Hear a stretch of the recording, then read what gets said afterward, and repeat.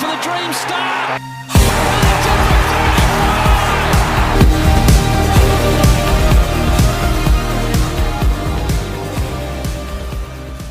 Welcome to another episode. My name is Dean Vassy. You can find me on X at #Kangas, Instagram #Kangaroos Podcast. Today we are back and it's with someone that has had a lot going on recently. Just recently had her 25th birthday, Siobhan Rowe. Did you go on the bender over the weekend? How were the celebrations? Hi Dean. Thank you for having me. It's been good. I had a little bit of a breakdown at Rye for 2 weeks, and then had my birthday, which was a lot of fun. And no benders, just a low key event with a couple of friends, but it was a lot of fun. And looking forward to the year ahead. And I'm really excited for the footy to get started again too. I always know when it comes to February, my birthday comes around. The footy's not too far away, so it's quite an exciting time for all of us. Yeah, well, it's only a couple of weeks till a first practice match. Do you remember the last time we chatted, Siobhan? I think you rang me at 9:50 p.m. on draft night. I was about 2 seconds from hopping into bed. Then my phone rings and I'm thinking the worst. What has happened? Is something gone wrong here? Then we won't say what our thoughts were at the time, but we were shocked to say the least. And we have moved on, haven't we? Absolutely. I think at the time, me and I'm sure not speaking just for myself here, we're a little bit shocked to see that we traded away our first round pick and obviously brought in Matt Whitlock. And that's something that I guess is just going to play out over time. By all reports and what we've seen of Matt, he's an outstanding young man and a really exciting prospect for us that can potentially play as a swingman, playing both behind the ball and forward. And it's an interesting year for us, and we'll delve into a little bit more throughout the podcast. But I think this year is kind of for us a year where I think expectations are starting to rise, and the group has to rise with it. And in that is the wins column. I think there's no more. Well, for myself, I don't think there's any more 3-4 win seasons. And in saying that, it's possible we rise up the ladder, and the first round pick that Richmond have might not be a bottom 4 pick. We could be rising further up the ladder, and I think potentially we see Matt Whitlock debut later in the year. I think, as we know, tolls take more time, so it's possible that we see him later in the year in some capacity. But exciting pick. All of that is to unfold as the year goes on. No, that's it. It'll certainly play it, and only time will tell. No one's got a crystal ball to see if that will work yet, but we'll move forward. Now, I will get your version 1 teams as well. Before we do that, are you buying all the pre-season hype? Do you get caught up with it? I mean, there's talk about that Taylor Goat is flying and right now and will be a surprise round 1 selection. The club really seem to be frothing Tom Powell at the moment. Yeah. He does look ready to take that next step and turn into that elite midfielder. May as well talk about him while I got him on a subject. He gets a good opportunity now with the George Wardlaw injury, doesn't he? I was going to say, obviously, George going down, especially with a hamstring injury at the time, it was devastating for him and I think for all supporters as well. We were just talking off here. I think the club do go the conservative route, considering throughout his junior career he's had the issues with the hamstrings, and it's just so disappointing for him because obviously he's done a lot of work in the preseason. He looked really good, and to fall right before the season starts with that hammy is obviously really disappointing for him. But if we're looking at a silver lining here, I think it's Tom Powell's time to shine. I've always said to you, Dean, that I do think that he was a wasted commodity of halfback. I think he is a midfielder and he shines and plays his best footy as a midfielder. So that gives him the perfect opportunity to start alongside Sherry, Davies, Uniacke and Sheasel and the like in the midfield, in the guts. And he looks good, doesn't he? He's always had clean hands and is a really good decision maker, has a lot of tricks in the bag. If you can put it all together and just become more consistent, I think that's where he was kind of dipping in and out of games a little bit. Then we've got an outstanding player on our hands. He was pick 13, so there obviously is that level of expectation, but he's signed on with the club. I think he's committed, and we just have to show him the same courtesy in terms of playing him in the guts and seeing how he goes for the year. But it gives him a great opportunity to lay the foundation for a stellar year, potentially a best and fairest winning year if he keeps his preseason form up. Dean, as we hear, he's absolutely flying on the track. So an opportunity for him to have the midfield minutes that he deserves. Now, yeah, that's exactly right. Do you think it's a straight swap between him and George Wardlaw, or do you think other players go through there? I mean, Luke Parker does have that big body, and if you go against a big body team, You might get a rotation of Luke Parker going through there for a few more CBAs, and Tom Powell maybe stepping out a little bit. What do you think about that? Look, it's no question, Dean, that you and I probably agree on this is the midfield's the most exciting part of the ground. And with the new recruit in Luke Parker as well, clearly I think he'll play more as a half forward. But it why I love the recruitment of Luke Parker is that I don't think we lose that game against Collingwood. And I don't think that certain things happen when you have someone like Luke Parker out on the ground at times. So for crucial moments, you chuck Luke Parker in the center. You're not having him at every center bounce, every sort of stoppage, whatever it might be. But he's there during the crucial moments that can be rotated through the midfield and in half at the half forward position. And he could easily rotate with Tom Powell as well. I think it's clear that like the mainstays of the midfield are Davies, Uniacke, Sheezel, even Sheezel can go off halfback. What's coming out of the club from what I hear, and maybe you as well, is that Clarko's very big on versatility and having players that can play multiple roles. And that's also why I'm so excited about Finn O'Sullivan as well, because by all reports, he's also someone that can play multiple positions on the ground and rotate through so that we're always unpredictable and or never stagnant, and using the combination of pace and all those sorts of things for the rotations this year. So yeah, 100%. I think Powell can rotate through with the likes of Parker and Sheezel and O'Sullivan and McKercher and Davies, Uniacke. It's a really exciting mix we've got through there, and if they can all get their combinations going as a unit, then I honestly think it's going to be hard to stop for us this year. Yeah, I mean, we've got 7 or 8 genuine, probably really good midfielders. We've got the elite like Luke Davies, Uniacke. But, you know, we talk about Jai Simpkin as well. Probably sounds like they're going to start with him outside of that midfield and probably play more as a high half forward with about 4 or 5 CBAs. We have tried that in the past with Jai Simpkin, and I will get your thoughts about him in a minute about his captaincy. But we have tried that in the past, and usually if we start off slow, we seem to panic a little bit, and we get him back in there, don't we? It's true. I think that Simpkin will play more as a half forward this year, Dean. I don't know if you agree with me, but I think this is no knock on Jai Simpkin because he's our captain and he's a very good footballer, but his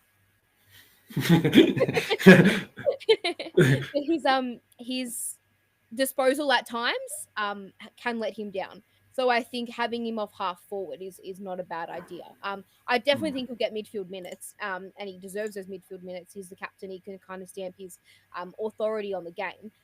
But yeah, sometimes his disposal does let him down. That's all I'll say on Jai. But yeah, he's also capable of kicking goals. When we first recruited him, he was playing as a half forward alongside Lindsay Thomas, and they looked fantastic at the pairing. And we'll see how all of that transpires. But I like the fact that we have the ability to rotate players throughout the ground. No, definitely. Yeah, look, we'll see how we go with him. We tried it last year as well, play him as a high half forward because of the options we do have through that midfield. And then we sort of reverted to pushing him back into the midfield. Now, while we're talking about Jai Simpkin, made captaincy by himself this year, Luke McDonald steps away from the role to focus solely on his football. Fair enough. Also, just the 2 vice captains. Gone a traditional approach now, haven't they? Compared to having about 15 blokes in there in the previous years almost. I'm keen to get your thoughts on it too, Dean, but I like it. Yeah. I very quickly want to mention Luke McDonald and thank him for his services at coming in as captain when the club probably needed him most. It's nice to hear that he's going to focus on his game, and it'll be interesting to see. Like, I'll be transparent. I don't have him starting in round 1. So I think for him, it's about getting, his best form and how he can help the team from the half-back line. But it's nice to see Jai get the solo captaincy. I think he's done a great job at it, and I think he'll continue to be a great leader for the club. I'm surprised they didn't pull the trigger on Sheezel, but I also understand why they didn't. These are my thoughts on this. So I think this year is another year where we're still rising, and I think that we'll have our moments. We'll have our very good moments, and hopefully we can ride the wave of that. But I also think I I had to look at the fixture again today, and once again I got high blood pressure. So I still feel like we have quite a hard draw for where we're coming from. And it's possible that we start the year with few wins and we can still look at for the little wins, but it's tough. We play a lot of really high quality teams. So having Jai as the leader that has a bit more experience in that area, while I think this year is still another growth year, makes sense. I wouldn't be surprised to see them pull the trigger on Sheasel next year or the year after when he's 21, 22, and we start actually putting the runs on the board. And I think the trajectory hopefully is like this rather than maybe a bit more like this, which we might see this year again. But thrilled for Jai. I think he sets the standards on the track from all reports too. He's a really hard trainer. He sets expectations of his teammates. And it's nice that he's got Jack Darling and Luke Parker and more experienced heads around him this year that he can lean on and learn from other clubs and cultures of winning cultures like we have seen at Sydney. And I mean, Jack Darling's a premiership player at West Coast. So it's thrilled that he's the solo skipper, and obviously Nick Larkin, we know, is a great leader as well. I like the fact that there's three of them in the leadership group. And I think it also says a lot about where we're going as a club. I think the trajectory is only from here now. And there's obviously leaders throughout the whole field. Just because you got the captaincy as next to your name or a vice captain doesn't mean that the likes of Cam Zerha and Davies Uniacke and Charlie Comben, even Tristan Sherry, these guys that have been around for a few years now, can't also start demanding more of themselves and of their players around them too. But very happy with Jai's captain and Harry waiting in the wings, I think, and obviously Lux as well. Well, I think Jai Simpkins almost just a placeholder till we give it to Harry Sheasel, which whether it's in the next year or 2 years. I mean, I guess there's no rush. He's still only a 20-year-old kid. Dean, very quickly, it's amazing how well he speaks. Like it's actually shocking. And even after Wardlaw got injured and he did a press conference and just the way he handled all the questions and handled himself, he's like so mature. It's incredible. Like I was not like that at 20, and it's just quite shocking how well they're all prepared for this crazy world of AFL sometimes. Well, I'm not even that. I'm not even that mature, and I'm 46. So he's a lot more mature than I am. He's a very humble kid. I remember speaking to him during the draft period, before he got drafted, and I almost got him on the podcast at one stage, which would have been the highlight of my life. But unfortunately, time just didn't align with us. But look. He's a great kid. I mean, even a club, any sort of media conference, they just get him in there. When the women were going through the finals, they got him to speak. And he speaks so well, like you said. You can't say enough good things about the kid. He's very similar to Nick Dacos as well. He speaks very well. So, good on him. All right. Now, I have had Mark Hello and Jesse, along with myself, getting their version 1 teams. Let's get your one in and have a chat about it. So we might as well start with the back 6. All right. So I think this is pretty stock standard. I don't think there's going to be any too many surprises here. But I've gone with Aiden Core, Griffin Logue, and Jackson Archer. Very quickly on those three, I really feel like this is Jackson Archer's year to absolutely break out. You got my bold prediction. I think it's a top 3 finish in the best and fairest for Jackson Archer. Just what we saw from him in the back half of the year. I always thought he was going to be just someone that tried really hard and gave his all, but I started to see so much more than that. I think he was just he was a blanket. The game against Bailey Fritsch really stood out. I thought, I think we've actually got a really good medium-sized lockdown defender on our hands, which we haven't had for a long time. So he's one that I think we should all keep our eye on. And obviously Griffin Logue and Aiden Core to take the 2 sort of gorillas, as I call them, the 2 sort of big players. And then I've got Caleb Daniel, Charlie Comben, and Riley Hardiman. So I've gone with that combination, bearing in mind that I think you might see McKercher roll through there as well, but I think he'll probably be more suited to the wing, which we'll get to. But just on the addition of Caleb Daniel, how exciting. He's looking good, really looking forward to what he can bring. He is composed. He hits targets really well. He's a leader. I just think he's going to create a lot of drive and also, I think I just feel safe with the ball in his hands, which is something that we haven't had for a while, Dean. So really looking forward to seeing what he can bring to the table.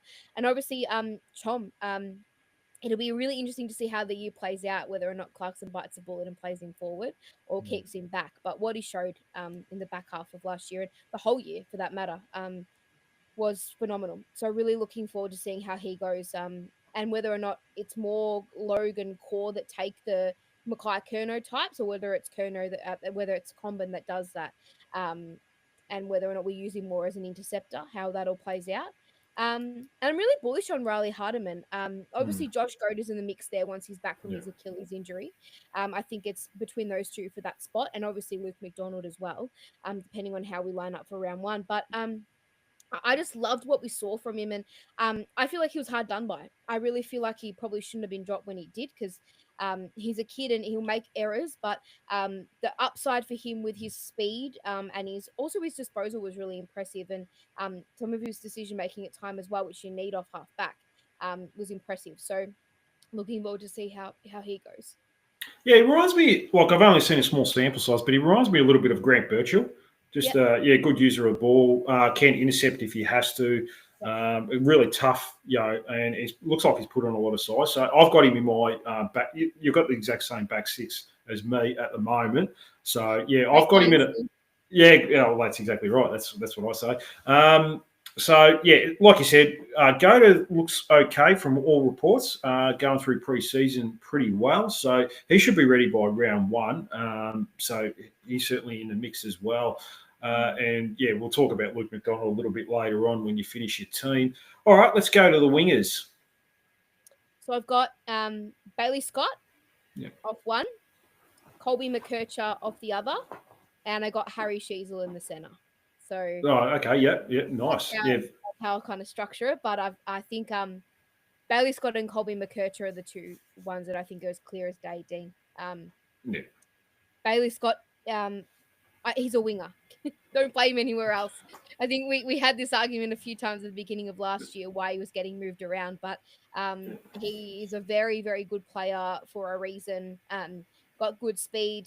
I love the fact that he can sneak forward and kick a goal at times. He's just an all-round very, very good footballer, Bailey Scott, and also another leader. I think he's getting into that phase of his career as well. So looking forward to seeing a big year out of him. Not much more you can say about Harry Sheezel, so we might just leave him because he's just that kid is just a freak. And McKercher, he's a really interesting player for us. I'm excited to see what he can do. I loved how when we were all struggling to find something to be positive about, I think I watched that run that he did down the wing about 500,000 times. So that was good fun. Yeah. And if he can do that and more of that, and also his just disposal and decision making and all of that is just so exciting. And as a pure wingman, I also think it's going to be really exciting to see how he goes this year. It'd be interesting to see if he does have time off halfback and through the guts as well. But I like him on the wing, and by all reports, that's where he'll play. Yeah, exact same wingers as I've got, so pretty much got the same team at the moment. The reason I like McKercher up the field is I like him kicking the ball inside 50 rather than rebounding the ball inside 50. He gives you plenty of run and drive and bounce from the half back line, which is important. But going inside forward 50, I like you seeing break the lines there, and then you can kick the ball to Nick Larkey, Jack Darling, or whoever else might be there. So yeah, Harry Sheezel, I like the idea of him starting to send a bounce for the first bounce where the game is hot. Definitely get your best players in the midfield. So, yeah, very good there, Siobhan. This one... Quickly mentioned, Dean. You and I are thinking along the same lines. Are you going with class to deliver the ball to the forwards? Is that kind of what you're thinking is there? Who am I going with to deliver the ball? Classy players, like class. Yeah, well, it makes a difference. I'd rather that than I'm not too sure who's a poor disposal in our team. I could probably name 15. But as a comment comes in, here we go. So this inflatable cactus, I'll just put this up. is trolling me now. So, yeah, I heard Dino wants the ball at halfback. I definitely don't want that. I don't think anyone wants that. You don't want him off halfback, do you, Siobhan? Not quite. No. We're not that desperate yet. If you keep that up, inflatable cactus, I will block you. So, no, I won't do that. It's a bit of banter. You definitely get the classy players. Look, you get like Bailey Scott's probably a good example of a player that does get prone to a turnover. All the good things he does, he gives you run, bounce, meters gained. He can miss with his disposals, where if I had a choice, I'd rather Colin McKercher kick the ball inside 50 than Bailey Scott. So, yeah, it definitely makes a big difference if you get the good ball users up the field. So, and and that's the good thing about getting Caleb Daniel into the club as well. He takes McKercher's spot, and then it frees up McKercher up the field. All right, now we'll go to the forward six. This is probably going to be a bit different. I think I've had a few different versions with Jesse and Mark. We'll go with yours.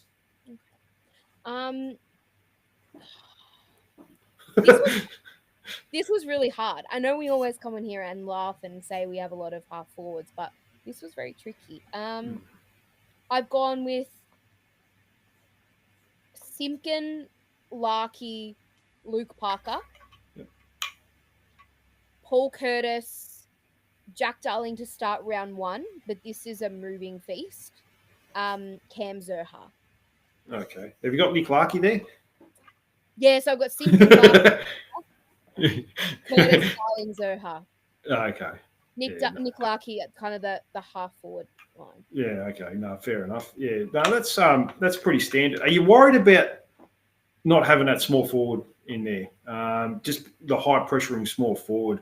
Look, I went with an unknown a little bit. I went with Geordie Payne because he reminds me a lot of a Nick Watson type that is ferocious at the ball and can apply that forward half pressure. Yeah. Are you worried about that at all? Or do you think we can have it covered with these players? Yeah.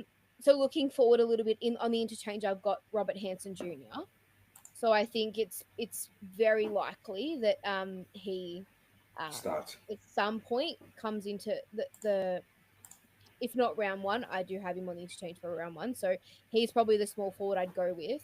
I'm not just yet ready to pull the trigger on Jacob Constanti, but if he has a few games in the VFL where he looks really promising, and by all reports, he actually is exactly what you're talking about. So a player that applies a lot of pressure, really goes at the player and tries to lock the ball inside the forward 50. I think if he has a couple of good games and there's a bit of pressure on some of the guys there. And on my interchange bench, I also have Zach Fisher. And if you want my curly, if you want to call it that, prediction, I think that they turn him into a small forward. Because otherwise, I don't think he's playing much footy off halfback for us. So I do think that that we go Zach Fisher. I don't know. I actually don't mind him. Yeah, I think he plays early. To be honest with you, I know Mark Hello had him off half back early, but I think his best football at Carlton. You watched a fair bit of Carlton over the years with your dad. It's probably been in the forward 50, forward half. He's played some decent football there. Yeah. That's why I'm going with that. I just think.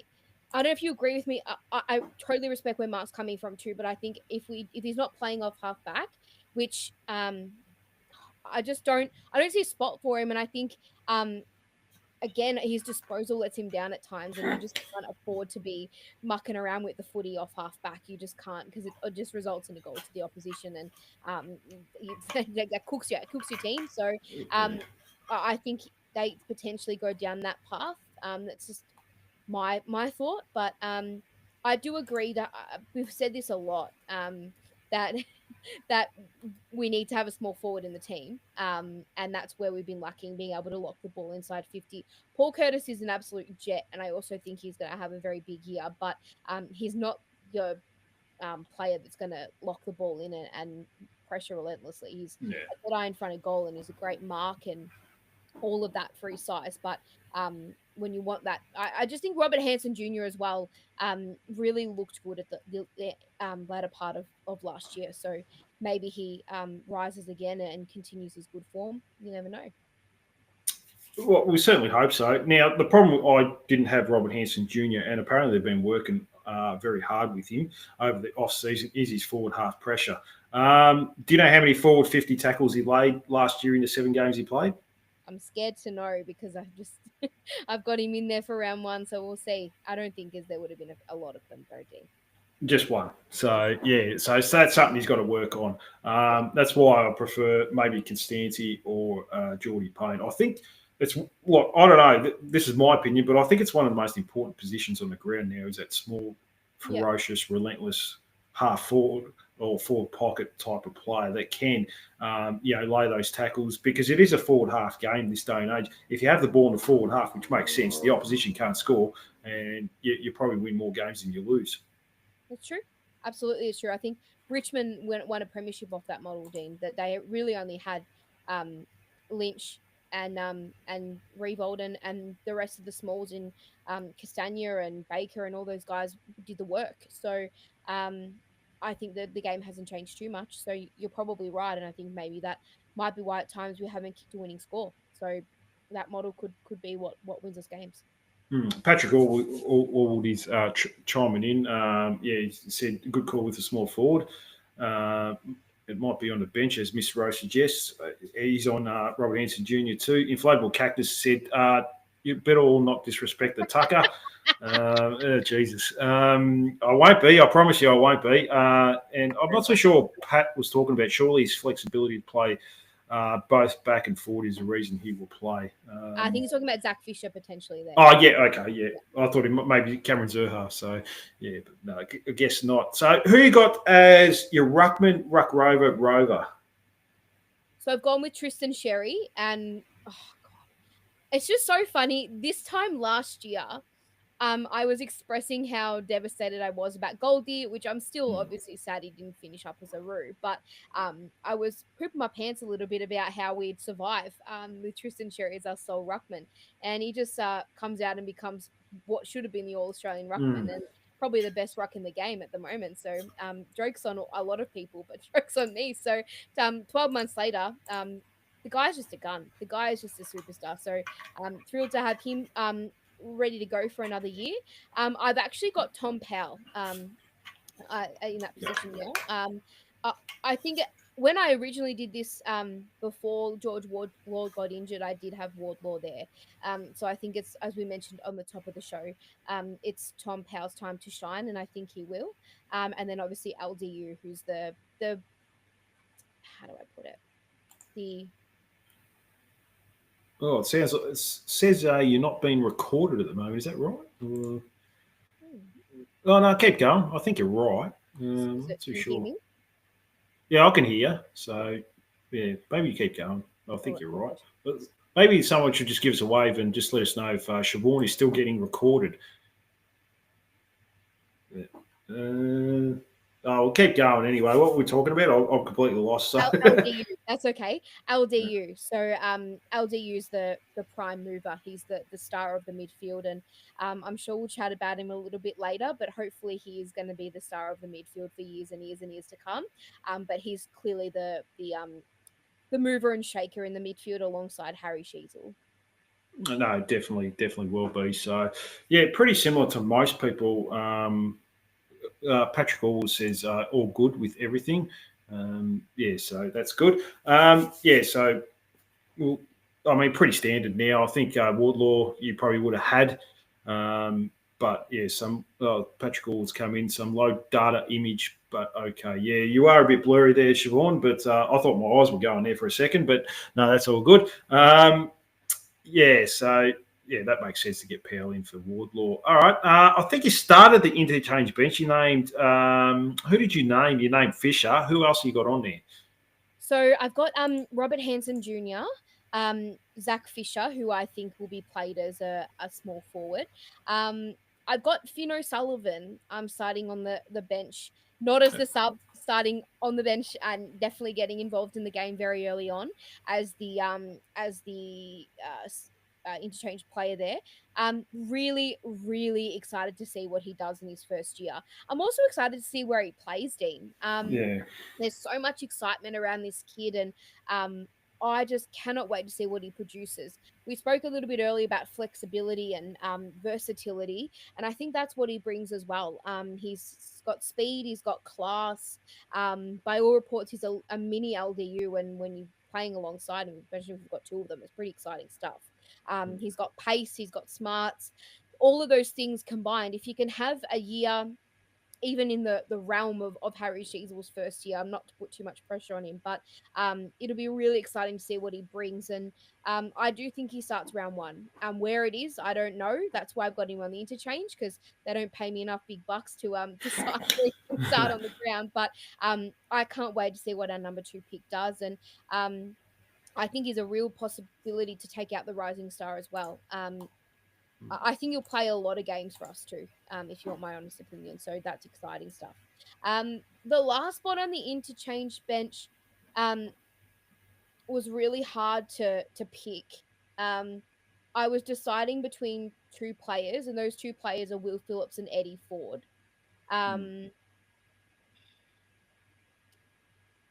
Yeah, this one I've been tossing up about all day. Why I'm umming and ahhing about Will Phillips is why I don't have him starting in the team to begin with, is that I just still need to know what his point of difference is, Dean. And I know I'm hard on Will Phillips, and I don't mean to be, but when we have so many midfielders in the side and high quality midfielders, what's his role? What's he going to bring? What's his point of difference? Until we figure that out, I don't know whether or not he's going to be in the side. But in saying that, looking at this team for balance, we've got a lot of half forwards and a lot of small forwards there. So I'll go with Will Phillips, just as another midfielder that can be in the side. But I wouldn't be surprised to see Eddie Ford there come round 1-2. Just again for a bit of rotation through the half forward line. He's also, both of them are on 1-year deals, and I think both of them are going to be not fighting for their careers, but I think both of them have a big year ahead, and they both need to kind of cement their spot in the side to be playing with us next year when things improve, which it will. Who's going to be there? So, yeah. Yeah, it is tricky. It's not a bad problem to have that a couple of players are going to miss out that are on the fringes as well. So yeah, I mean, did you have Zane Dursma in? No, you don't have him in. Yeah. Not in round one, Dean. Not in round one. I've gone for the two. I've gone for basically Fisher playing as that versatile player, and Robert Hansen Jr. But in saying that again, I also put him in the same bucket as Phillips, Ford, and Dursma. For me, are the three that Zane Dursma has talent. He's young. There's time on his side, but I think we need to figure out where he fits in the side. What's his best position? Is it a forward that can rotate through the middle? Is it a half forward? What is it? Where can we get him involved in the game if the ball he hasn't really been involved in the game much? And I think he probably starts a year in the VFL for me just to get some form and some touch, and then bring him in where he is feeling a bit more confident, sure of himself. That's kind of where I'm sitting there. Not saying that he won't play throughout the year, because I think he will, but maybe just not in round one. No, that's fair enough. He has had an interrupted pre-season from all reports as well. So yeah, Eddie Ford is flying. Playing as a deep forward. So it probably makes sense to, and generally teams, especially teams like us, they generally will go the experienced players first that have been there, especially early in the season, like an Eddie Ford over a Zane Dursma if they have to pick one way. All right, there's a player that you probably left out, and that's Luke McDonald. You don't have him in early at this stage, and not having a go at you because you're not the only one that's done it. I think a lot of people have probably got him out of their round one, version 1 teams. This is really hard, Dean, because I'm hard on him. And I fully put my hand up and recognize that at times I've probably been too hard on him. And maybe I have used him as a scapegoat sometimes when we haven't been traveling too well. I just think with Luke McDonald, there are players now like Goda, like Hardiman, that should be playing ahead of him. But if they're playing in the side and not performing well, yes, we'll definitely get to Brent Eagle too. We will. I just think with those younger players that provide what Luke's providing, bar the experience and the leadership, they should be playing ahead of him just purely because they provide something different. But it's it's really difficult because he's also a player that if he got himself, he's won a Sid Barker. If he can get himself into good form, which I think maybe not having the captaincy might allow him to do, he can play. He's tough. He competes. He tries his best every week. You can never deny that. I just don't see him being fit and ready to go in round one ahead of Goda and Hardiman for a spot in the side. But it's nice to have competition for spots and accountability that if you're not playing your role, then you're going to have someone else take over your spot. It's nice to have that problem. Yeah. It's really difficult, Dean, because I know Luke McDonald probably deserves a spot in the side, but there's just some young guys knocking down the door that I think get their opportunity over him. Yeah, look, I agree with a lot of what you're saying, but I still think the club will pick him probably in round one. Yep. To be honest with you, based on they just want that experience into the team. Patrick Allwood is 100, but it's good to have different perspectives and different teams. We don't just have to go with the narrative, so there's nothing wrong with that. And I agree with a lot of what you said there too. Now, I might as well go to what's his name, Inflatable Cactus's favourite player, Darcy Tucker. I've sort of said if you're going to be a better team, then a player like that is probably out of your team, if that makes sense. It's a very astute pickup, Dean. I like that comment because I think you're not far from the truth. Yeah. Look, as soon as Fremantle became a top 4, top 5 team, he was out of the team. He played 100-odd games in previous years, but as soon as they became a good team, and that's what we're sort of hoping, I guess, is what I'm saying. We're hoping we can take that step and another player comes in like a Riley Hardiman takes his spot. He was very good. Look, I'm not going to deny he was very good on a halfback flank last year, wasn't he? Absolutely. And the thing is, he became better the more we played him too. So he filled a spot, and that's what was good about Darcy Tucker. He was reliable, dare I say it. I've got him as an emergency, and I think for me, he's become almost a depth player now. So he's the break glass in case of emergency to bring in. I don't think he starts round one. I'm sorry. Sorry, Inflatable Cactus. Yeah. But I do think he's a good player to have on the list if there's an injury or again there's someone out of form, because if he's knocking down the door in the VFL, and there's no reason why he shouldn't, because he's a capable AFL player that can play multiple roles and provide a bit of a steady head at times, all these things that he can do, then there's no doubt that he could get a game early on in the year. So yeah, it's good to have this problem, and he's done nothing wrong. It's just I don't think that ahead of certain other players, he's the one that gets selected first.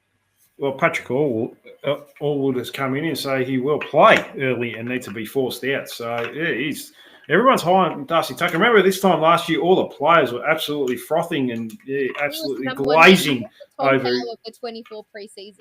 Yeah, pretty much. Yeah, I thought they were going to make him captain last year. So yeah, but they've tempered expectations with him so far at the moment. But look, he's definitely on the fringes.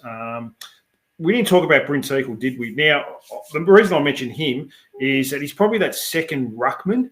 Are you fussed about playing a player like that just as a second ruckman in the team that can go forward and pinch it forward for 10 or 15% game time while Tristan Sherry is predominantly playing as ruck for the whole game? I'll follow up your question with another question, because this is where my position is. So Jack Darling doesn't play every game. That isn't an absolute guarantee. I do not think that Jack Darling will play every game. He's in my round one team because he's fresh and ready to go. But let's not forget, no offense, Jack Darling, if you're ever listening to this, but he's not a spring he's not a spring chicken. He is someone that is in the side for, in my personal opinion, a bit of a decoy for Nick Larkey, taking another experienced defender, leadership out on the ground. I'm tempering expectations. I don't think Jack Darling's going to come out and win the Coleman, that's for sure. I think he'll be a solid contributor, but he's also a player that won't play every week. So if Jack Darling's not playing, I think Bryn Teakle's playing. He's very unlucky to not be in the side. Let's make that clear. I like what Bryn Teakle brought. I think Bryn Teakle's more than a player that we brought in as a mid-season draft pick that held up an end. I think he actually can be someone that can be on our list long term and contribute. He's done nothing but try and do well. So there's no reason why he can't be there when the whips are cracking. Jack Darling's not a long-term prospect for us. He's someone that's here to give us a top out. And it's possible that Bryn Teakle may even force Jack Darling out of the side if he starts round one and Teakle doesn't. So he's done nothing wrong to not be in the round one side. I felt it was difficult to not have him in there, but I don't think you can go a forward line of Darling, Larkey, and Teakle. It's just the game's gone past 3 tall forwards. That was difficult, but then you also, like you mentioned, Dean, you raised the question of, does that mean that Darling and Larkey are the two that are chopping out Sherry? I wouldn't want Nick Larkey to get injured in a ruck contest because he's chopping out Tristan Sherry, but I also think Jack Darling is, again, not a spring chicken. So Sherry's going to have a big load on his shoulders in terms of taking on the ruck responsibilities, I think. Unless his helmet buddy, Caleb Daniel, wants to help out at times, then I think he's going to have quite a bit of responsibility for the ruck sort of role this Yeah, year. I think probably Jack Darling who could play the second ruck. I mean, you just need someone to compete in there for a few CBOs. It might be 5 or 6 for the game. You could probably even kick Cameron Zurhaar in there if you wanted to, and just have him smash the other ruckman and just have almost an extra midfielder. I mean, it's just Look, I don't think you pick Bryn Teakle based on the fact that we need a second ruckman in the team. So. Yeah, look, I think his best position is a ruckman that can go forward rather than what he's been playing as a forward that goes into the ruck. So, yeah, it makes it a bit difficult in that regard. He certainly had some good moments last year. He's got a good set of hands and he's generally a pretty safe kick. But, I mean, I think his best position is not as a deep forward or a player that's in the forward 50. No, I think he's a solid contributor. And I also think that Nick Larkey needs help. Like, it's wild to say that, but last year, I think by his own admission, he had a disappointing year, and by his standards, not from any other reason. But and I think he needs someone else to help him out. And if we're not going to play Charlie Comben forward and we're going to keep him back, then we have to have another capable tall forward that takes an opposition defender that can allow him space and time to run at the ball and not have 5 blokes hanging off him. So I think Nick Larkey will be thrilled with the addition of Jack Darling and Teakle at times, whoever it might be. It also could be Callum Coleman-Jones as the year goes on. He's another sort of elephant in the room that we haven't really addressed. But I spoke about Eddie Ford and Will Phillips having, big years ahead of them. How big's Callum Coleman-Jones is 2025? The spot's there. We're crying out for somebody to actually cement themselves next to Nick Larkey in the forward line. And if he can get himself fit and firing and continue on what we saw glimpses of, then maybe he helps not only himself but the team. So it's hard. We've got Matt Whitlock waiting in the wings, and I don't think that he'll make an appearance anytime soon. But he's stalking that spot too. So it's an interesting year how it all transpires. Yeah, I was going to lead into the next question of Callum Coleman-Jones, and it didn't take you long to mention your boyfriend there, Siobhan. So, yeah, that's fair enough. Look, I mean, he's from all reports, he's still a little bit a ways away. He's doing a bit of running now. He's just joined a main group of training at the moment, so he's progressing pretty well. So, hopefully, second half of the year, we can certainly get him playing some AFL football because we have seen potential and just little glimpses of him at the moment. And he's the type of player that would fit us perfectly as that second, like almost as Oscar McInerney type for Brisbane when they had a ruckman with Stephen Martin and so forth. So he's a perfect type to have, but it's just he needs a run at it, doesn't he? And like you said, it's a make or break year for him, isn't it? Absolutely. And the thing is, that spot, I can't believe we're still kind of talking about this, but I still feel like we are we are crying out for someone to permanently stamp their authority and play a long-term future role next to Nick Larkey, because the guy can't do everything himself. And sometimes I feel like he probably feels that expectation that he has to do it all himself. So hopeful that can be CCJ once he gets himself fit this year. No, definitely. Dylan Stevens is a player that not many people have mentioned in their round one teams or anything like that. Are you a little bit out on him from what you've seen last year? Yes. Sums it up pretty well. So, yeah, we'll move on then. No, go on. What about you, Dean? I'm interested. I don't have him in the team, no. Yeah.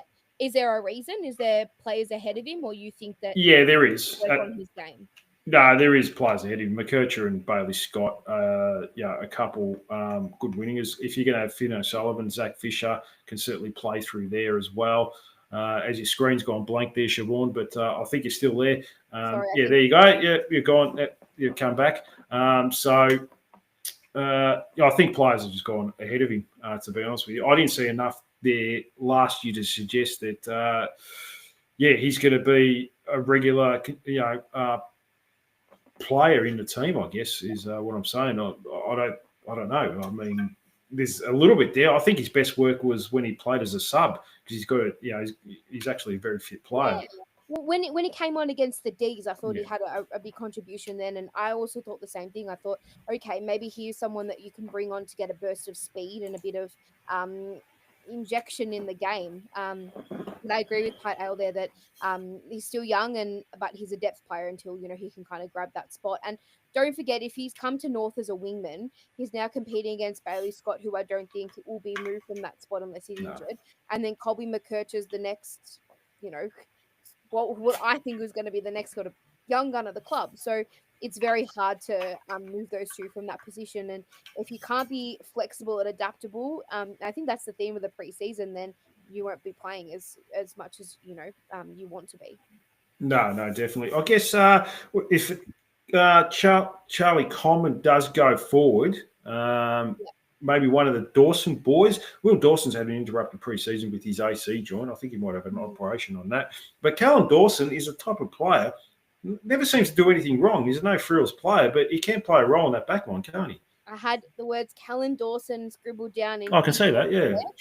Because he's someone that, again, I couldn't fit him in, but he's so important to have on the list because if God forbid, I don't have any wood around me, but actually I do. Yeah, you do, beyond it. Yeah. If Aiden Core or Griffin Lowe got injured, he'd be probably the first man called up because he can. He's no superstar. I'm not exactly saying he's going to be the next All-Australian captain, but I think he can hold down an end. And he's also got the experience under his belt now, and he's someone that's important to have in the side that in case of emergency, again, that he's there to fill a spot. And he's done nothing wrong. That's the thing, Dean. I don't feel like he's ever had a game where we've gone off. He's the reason why we've lost the game. So he's just unlucky. But you have to have those sorts of depth players to go anywhere in AFL footy these days. No, definitely. Look, that's it for version 1 team. That's pretty much all the players that we covered that are probably going to be around the fringes of the version 1 team. Now, before I let you go, we'll get some bold predictions before we finish up. So, all right, wins prediction. How many wins do you think we'll get? This is hard. This is very hard, and I'm denied on it for a while because it's more about, I think the team now, and tell me I'm wrong, and I'm happy to hear feedback on it, but it's put up or shut up a bit. I mean, if we finish the year this year with 3-4 wins again, I think everyone has every right to be really disappointed by that. I think we're improving and we have been improving, but it's about time we saw some wins in the win column because our supporter base deserves it. We've been through a lot, and I think the players have been through a lot too. They've got to get some nourishment and some wins. Not only because I'm speaking on behalf of maybe Luke Davies-Uniacke somewhere inside his brain, but I also think that I really hope that we do manage to get 6 to 7 wins. I think that should be the pass mark for us, is 6 wins, doubling what we did last year. And like I mentioned, there were games that we were just unlucky to lose, like the Collingwood game we never should have lost, and the game against Sydney also. There's just a few things that went not our way that maybe should have. So, I'd say the pass mark is 6 to 7. The optimistic side of me says 8 would be a really, really good year, but 6 to 7 to pass for me. Yeah, look, I've gone for 6. If we can get to 8, that'll be fantastic. Yeah, that'd be huge. Yeah, that'll be a big step forward. Best and fairest winner this year. So I said earlier in the show that I think Jackson Archer will be a top 3 feature. Mm. And that's very bold because you don't usually see defenders get that high up. But I will say Harry Sheezel and or Luke Davies-Uniacke, but I'll go Sheezel just because the kid's a star, and I think his star will continue to rise. And it'll be nice to see him play maybe a bit more permanent mid too. So that's my prediction. Yeah, we'll go with that. Yeah, I'll be Harry Sheezel. LDU, I suppose, will be up there. We're certainly hoping we can get someone else, maybe Darcy Tucker, according to the inflatable cactus. But yeah, I mean, it'd be nice, but I'd have to think they're the two heavy favourites at this early stage. Now, I won't go leading goal kicker, but because that'll be Nick Larkey. But who do you think might be a second leading goal kicker? Actually, Patrick Allwood's just come in with a good one. Tom Power might be a bit of a smoky, since everyone is pretty much just on the Tom Power on Tom Power. But yeah, look, he could certainly be a top 5 finisher, that's for sure. Sorry to cut you off there. Maybe second leading goal kicker. Paul Curtis for mine. Yeah. I also think it's a big year for Cam Zurhaar. I've mentioned a couple of the big years, sort of, which I don't mean to kind of, I think it'll be Paul Curtis that'll be up there again. I think he'll probably be the second leading goal kicker, but I'd be disappointed if Cam Zurhaar wasn't circling around that mark too. I think for him, he's now signed that big deal. There's no more conjecture around whether he'll stay or whether he'll go, which we were talking about last year. He's committed. He's a North player for life, really.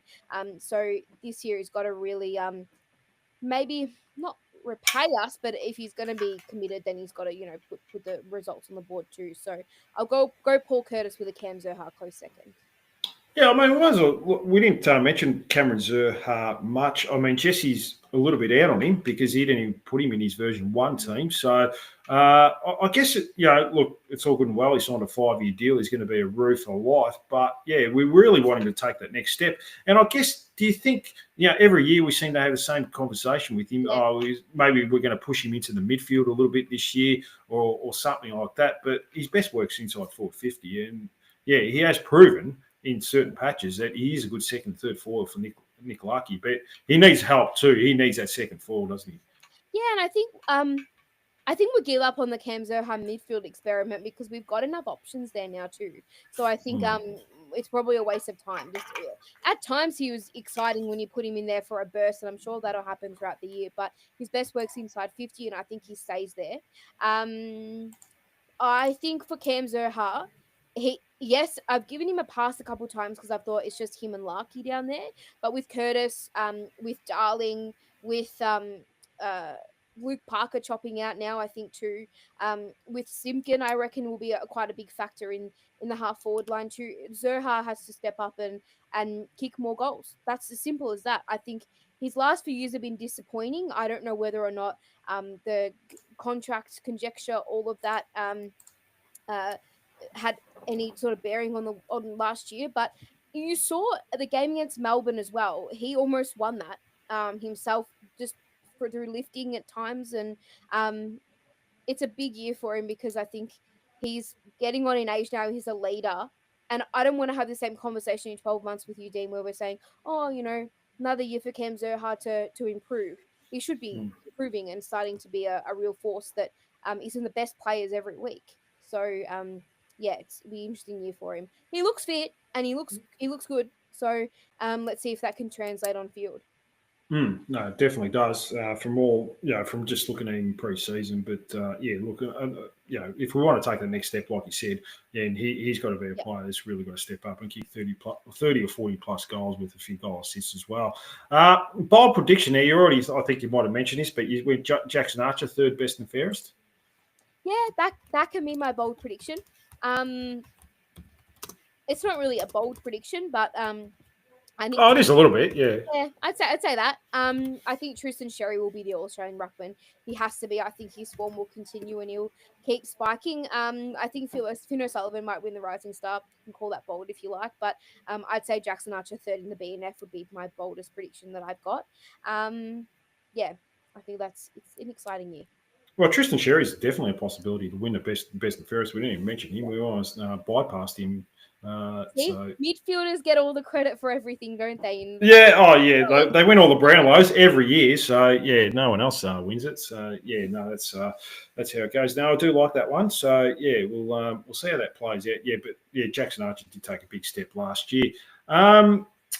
Did you want to add anything else, Siobhan, before I let you go?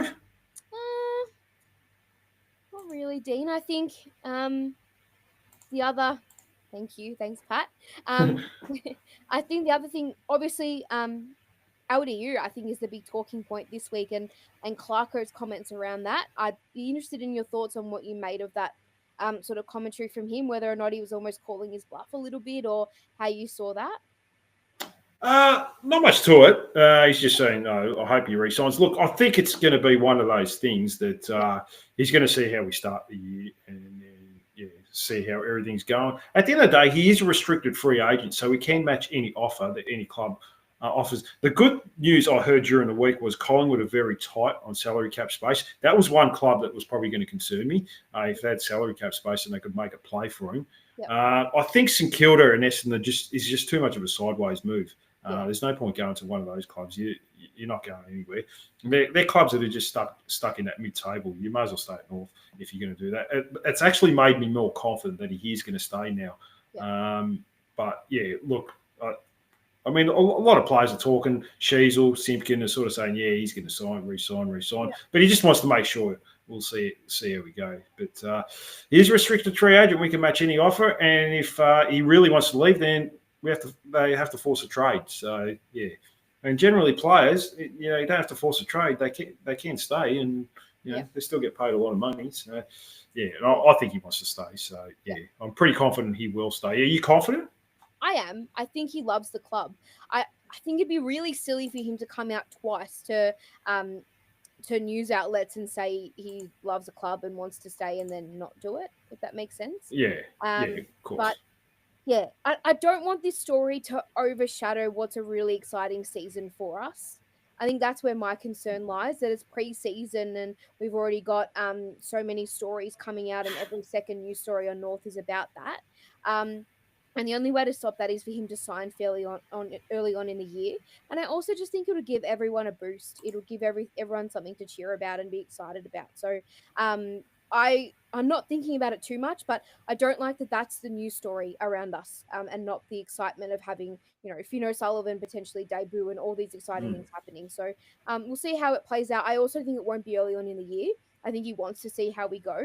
And it just stinks that we have like a hard draw to start the year, that we can't sort of put a few wins on the board. Not that we won't, but that it's not almost like a guarantee that we can sort of put wins on the board and move from there. So we'll see how we go. But round one's not far away and it's exciting. Like, I don't think I've gone into a game against the Dogs feeling optimistic for a while, and maybe, a false optimism. But I feel like we're going into the year with more excitement than we have in a long time. And if LDU signs on early in the year too, and like Pat's saying, he just signs on, then it will just make life easier for all of us and we wouldn't be talking about it as much. But it's an exciting year. I feel optimistic. And it could be 10 rounds in and we could all be, talking about a different thing. But it's a good time to be a North fan, I think, and I haven't said that in a while. So just excited for the year to start. No, definitely. Pre-season, not pre-season, games start in a couple of weeks. So looking forward to seeing how that goes outside of just playing against your mates in an intra-club match and getting free possessions and doing what you like pretty much. So, definitely exciting times. Well, Siobhan, thanks so much for coming on tonight. It's been a while since I had you on, so we'll definitely get you on regularly in the coming weeks if you're happy with that. Thanks for coming on, Siobhan. Thank you, Dean, and thanks for everyone's comments as well. And go Roos, it's exciting times. Thanks for Patrick chiming in. Inflatable Cactus with his Darcy Tucker comment. He didn't come back as soon as we downplayed him, so he's probably he just left. So so thank you very much to everyone for tuning in. I'll probably be back next week. Like, subscribe, give me a follow, do all that fun stuff to help the show. Bye for now, and go Roos.